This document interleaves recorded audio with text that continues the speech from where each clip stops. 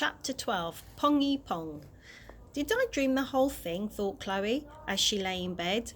She was in that place between asleep and awake. That place where you can still remember dreaming. It was 4:48 a.m. Now she was beginning to wonder if Mr. Stink ever even really existed. At dawn, her curiosity got the better of her. Chloe edged down the stairs and tiptoed across the cold, wet grass to the shed door. She lingered outside for a moment before opening it. "Are you there?" said Mr. Stink. "I'm very hungry this morning. Poached eggs, please. If it's not too much trouble. Runny in the middle. Sausages, mushrooms, grilled tomatoes, sausages, baked beans, sausages, bread and butter, brown sauce on the side. And don't forget a sausages. English breakfast tea and a glass of orange juice. Thank you so much." Chloe obviously hadn't dreamed the whole thing. She was beginning to wish she had. It was all thrillingly, terrifyingly real. "Freshly squeezed orange juice, to your liking, sir," she said sarcastically. "Actually, have you got any of that very slightly off? I prefer it that way. Perhaps that was squeezed a month or so ago." Just then Chloe spotted an old dog-eared black and white photograph that Mr. Stink had placed on the shelf. It showed a beautiful young couple standing proudly next to an immaculately, perfectly rounded Rolls Royce parked in the driveway of a magnificent stately home. "What's that?" she asked, pointing to the photograph. There's the photograph. "Oh, nobody, nothing," he stammered. "Just a sentimental old photograph, Miss Chloe. Can I see it?" No, it's just a foolish picture. Please pay it no heed." Mr. Stink was becoming increasingly frustrated. He snatched the photograph from the shelf and put it in his pyjama pocket. Chloe was disappointed. The photograph had seemed like another clue to Mr. Parsis Stink, just like the little silver spoon or the way he bowled that piece of paper straight into the bin. This one had seemed like the best clue yet. But now Mr. Stink was shooing her out of the shed. "Don't forget the sausages," he said. How on earth did Dad miss him? Thought Chloe as she went back into the house. Even if he hadn't seen Mr. Stink in the shed, surely he would have smelt him. Chloe tiptoed into the shed and opened the fridge door as quietly as possible. She stared into the fridge and began carefully moving jars of mustard and pickle so they wouldn't clank. She hoped to find some out-of-date orange juice that might appeal to Mr. Stink's tainted palate. "What are you doing?" said a voice. Chloe startled. It was only Dad, but she wasn't expecting him to be up this early. She gathered herself for a moment. "Nothing, Dad. I'm just hungry, that's all." "I know who's in the shed, Chloe," he said. Chloe looked at him, panicked, unable to think, let alone speak. "I opened the shed door last night to see an old tramp snoring next to my lawnmower," Dad went on. "The pong was, pongy. It was extremely pongy pong." "I wanted to tell you honestly I did," said Chloe.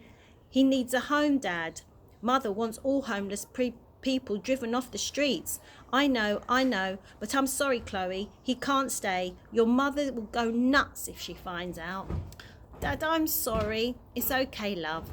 I'm not going to say anything to your mother. You've kept your promise not to tell her about me losing my job, haven't you?" "Yes, of course." "Good girl," said Dad. "So," said Chloe, glad to have Dad on to herself for a while, "how did your guitar get burnt?" "Your mother put it in the bonfire." "No." "Yes," said Dad sorrowfully. "She wanted me to move on with my life. She was doing me a favour, I suppose." "A favour?" "Well, the Serpents of Doom were never going to make it. I got the job in the car factory, and that was that." "But you had an album. You must have been dead famous," chirped Chloe excitedly. "No, we weren't at all," chuckled Dad. "The only album only had 12 copies. 12? said Chloe. "Yes, and your grandma bought most of them. We were pretty good, though, and one of our singles got into the charts." "What? The top 40? "No, we peaked at 98. "Wow," said Chloe. "Top 100, that's pretty good, isn't it?" No, it isn't, said Dad, but you're very sweet to say. He kissed her on the forehead and opened his arms to give her a hug. It's no time for cuddles, said Mum as she strode into the kitchen. The man from the Times will be here very soon. Father, you make the scrambled eggs. Chloe, you lay the table. Yes, of course, Mother, said Chloe. At least half her brain worrying about when Mr. Stink was going to have his breakfast. How important is your family to you, Mrs. Crumb? Asked the serious-looking journalist. He wore thick glasses and was old. In fact, he had probably been born an old man. Popped out of his mother wearing glasses and a three-piece suit. He was called Mr. Stern, which Chloe thought was pretty fitting. He didn't look like he had smiled a lot, or indeed ever. Actually, it's pronounced Coombe, corrected Mother. No, it's not, said Dad, before his wife shot